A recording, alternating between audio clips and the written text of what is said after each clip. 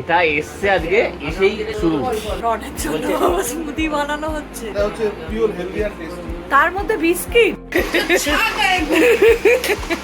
বাহ, এখানে কিন্তু ভালো ব্রাইডাল করা যাবে। আমি নাইটির সাথে মেকআপ করি। চিংড়ি মাছটা কেমন আছে? ইলিশটা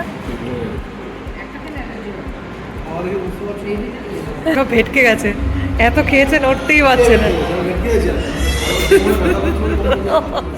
গুড মর্নিং, ফুড ফ্রিডম ফটোগ্রাফির আরও একটা নতুন ব্লগে তোমাদের ওয়েলকাম। কাল রাত্রে রনের জন্মদিন সেলিব্রেট করতে এসেছিলাম ম্যাডলির বাড়িতে। সকালে উঠেই আমাদের ফেরার কথা ছিল, কিন্তু আমরা যেখানে একসাথে সেইখানে যেমন ভাবনা তেমন কাজটা তো আর হয় না, অন্য প্ল্যান ঠিক হয়েই যায়। রনের তার মধ্যে এসেছে জ্বর, তাই রন বাড়ি চলে যাবে বলেই ঠিক করলো। আমরাও আর জোর করলাম না, রেডি হয়ে বেরিয়ে দেখি হাওড়ার রাস্তা ভেনিসে পরিণত হয়েছে। ত্রিশানকে টাটা করে বেরিয়ে পড়লাম। হাওড়ার সব ভালো, কিন্তু এখানে ড্রেনেজ সিস্টেম এতটা বাজে যে বলার মতন না। এবার আমরা গিয়ে চললাম আমাদের ডেস্টিনেশনের দিকে।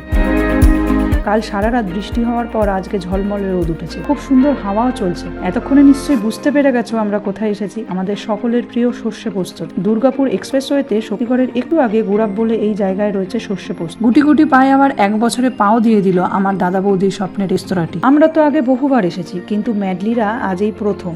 ইনফ্যাক্ট অনেক নতুন আইটেমও ইনক্লুড হয়েছে যেগুলো আমি আগে খাইনি। আমি আর ম্যাডলি মুখেই গন্ধরাজ ঘোল দিয়ে আমাদের খাওয়ার যাত্রা শুরু করলাম। আর এখানে 3 খাদ্য বিশেষজ্ঞদের মিটিং বসেছে। কে কি খাবে, কতটা খাবে, এই নিয়ে গভীর আলোচনা চলছে। তারই মাঝে চলে এসেছে গন্ধরাজ চিকেন। এটা আবার আমার দাদা ভাইয়ের তরফ থেকে এসেছে। দাদা ভাইদের সারপ্রাইজ দিতেই চলে এসেছিলাম। সিসিটিভি দিয়ে দেখে নিয়েছে আমাদের। এখন কিন্তু এটাই মজার, দূরে বসেও দেখে ফেলা যায় নিজেদের মানুষগুলোকে। চিকেন শেষ করতে না করতেই চলে এসেছে ফিশ ফ্রাই। যারা এখানে আসবে একবার এখানকার ফিশ ফ্রাইটা ট্রাই করে দেখো। উফ, জাস্ট অসাধারণ। ফিশ ফ্রাই আর তার সাথে কাসুন্দি, এক কথায় জাস্ট অনবদ্য।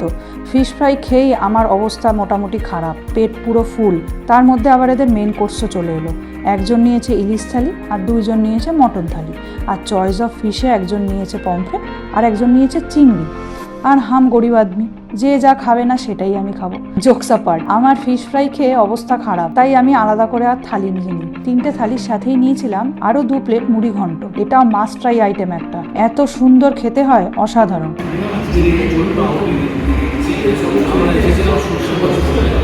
বিভিন্ন ধরনের থালিতে ইলিশ থালি, মটন থালি, আমাদের 4 জন এসেছিলাম। ইলিশ থালি, একটা মাটন থালি, আরেকটা মাটন থালি, আরেকটা ব্ল্যাঙ্ক থালি। ব্ল্যাঙ্ক থালি মানে হচ্ছে ওই থালিতে আমরা যেটা খাবো না সেটা যাবে, মাংস বাদ। তো বেশ ভালোই রান্না হয়েছে, শুনলাম সব সুন্দর রান্না হয়েছে, খাওয়া দাওয়া হচ্ছিলো, খুব ভালো খাওয়া ছিল।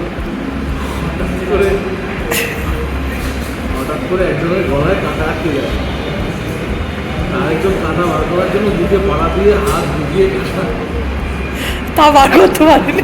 সেই ব্যক্তি